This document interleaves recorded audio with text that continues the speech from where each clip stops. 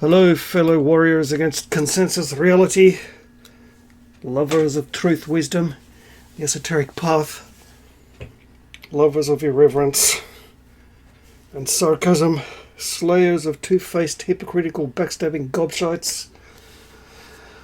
It's a nice, quiet, lazy Sunday morning, and there are no normie gobshite noises anywhere to be heard. Fantastic.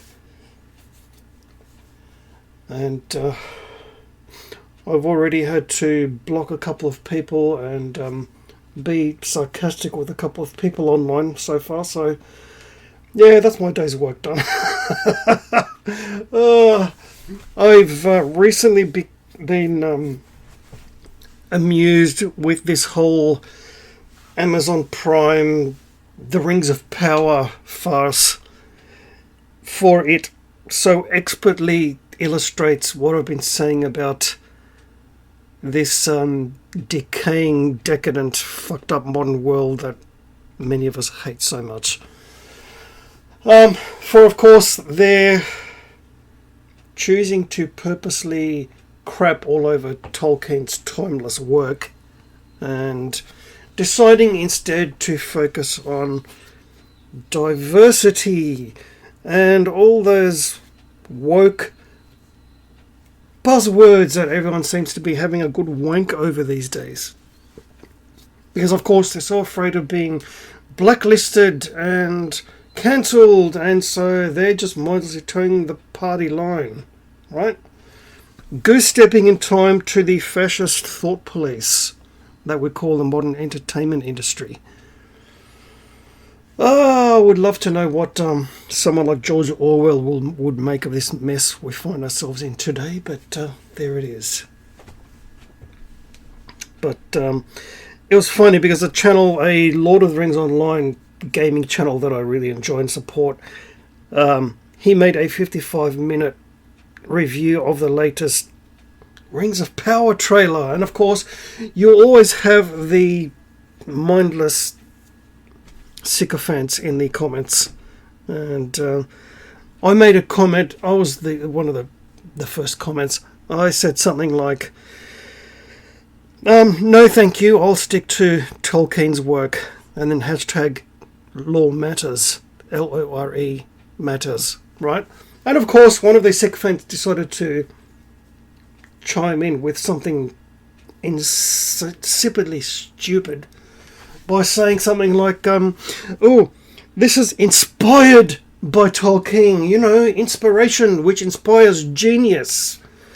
And I responded with, yeah, I think I'll choose Tolkien's timeless work over inexperienced, pasty-faced, quote-unquote, showrunners. And then in brackets, genius, laugh out loud. Genius is the furthest thing from my mind when considering these trailers upon teasers upon trailers that I've seen so far. There are actually people who think that this is going to be good, because it's the ultimate thing of switch your mind off and consume product, and then look forward to more product to consume. No, I'm sorry, but the professor's work deserves a lot better than that. And to quote Dickens, my unhallowed hands shall not touch it, or the world, I'll paraphrase, or the world is done for, right? But there are people who think that new is better and all change is good. Well, I'm sorry, but it's not. We're living in a world where men pretend to be women. Yes, I don't give a fuck. Men pretend to be women and demand to be treated as a woman. Well, I'm sorry, but I identify as a rider of Rohan. Do I get to be treated accordingly? You see how fucking stupid that is? Seriously, I mean, this is the kind of thing that small children engaged in, right? Little boys pretending to be Batman. So are we going to treat them like Batman now? I mean, come on. Yes, my fuckers, that is a kind of infantile world we're living in. We're in the world where 2 plus 2 equals 5, right?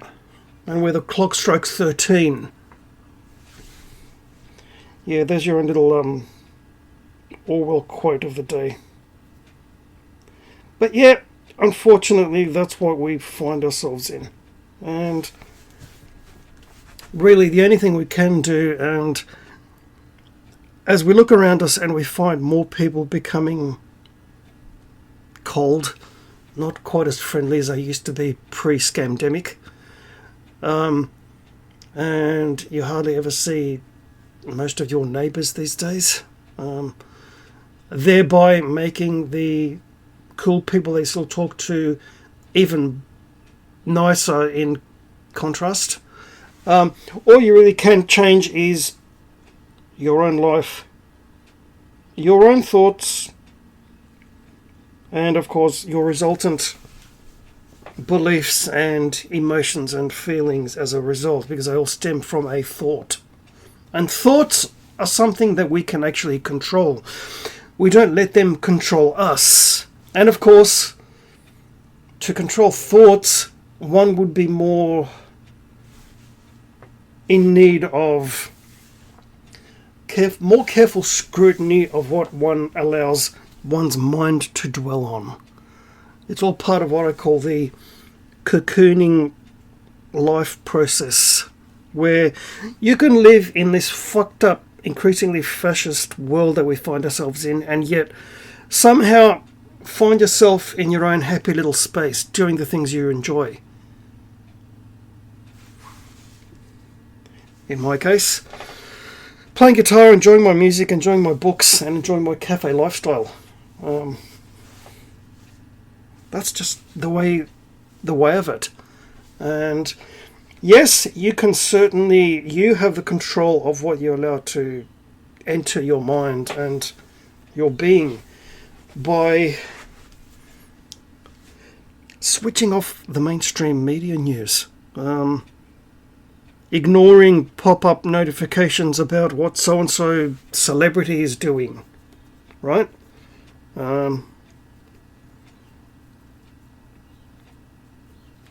Control what you read, what you watch, what you listen to. Is it elevating? Does it help you? Does it help you engage in an expression of creativity?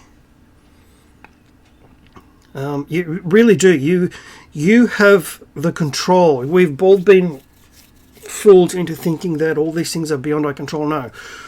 We control them. And of course, I believe even in this so-called alternative news segment, where even though the information for the most part is quite spot on, even there you're infecting your own state of mind with all this fear-mongering. And it's fear-mongering. They're sort of starting to eliminate the world's food supply, and there's something that someone read somewhere which indicates that they want us all to eat bugs, right? I'm thinking, I'm sorry, but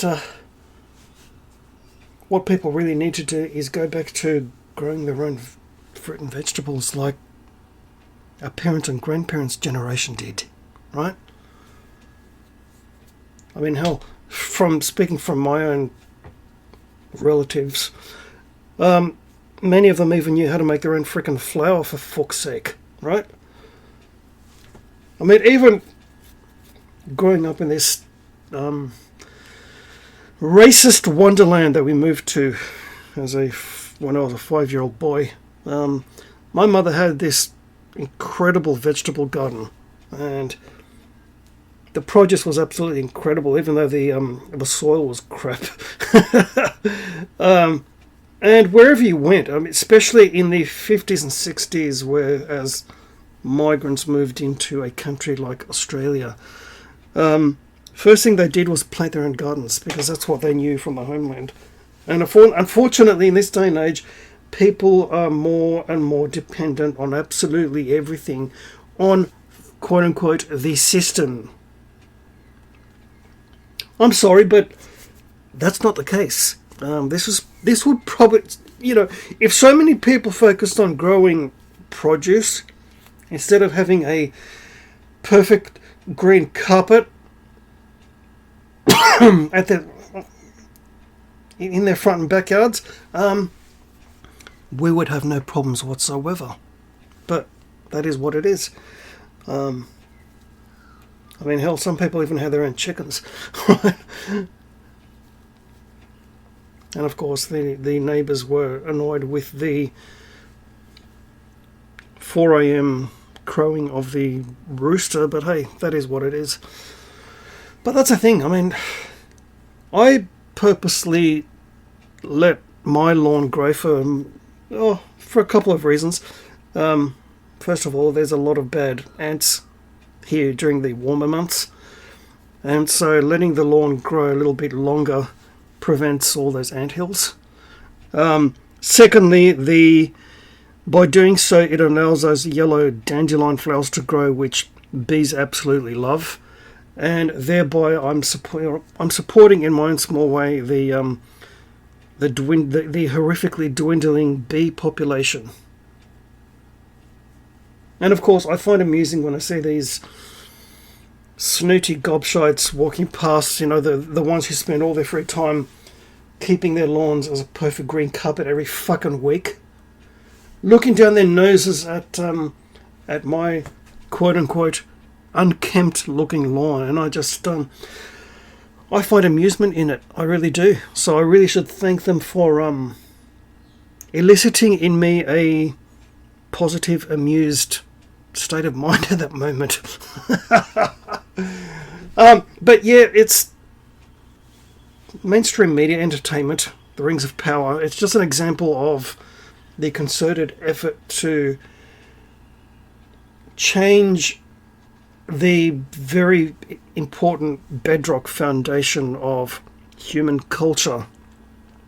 And they're trying to replace it with men pretending to be women and women pretending to be men, and we're living in a world now where men can have periods. No, they can't. Men can give birth.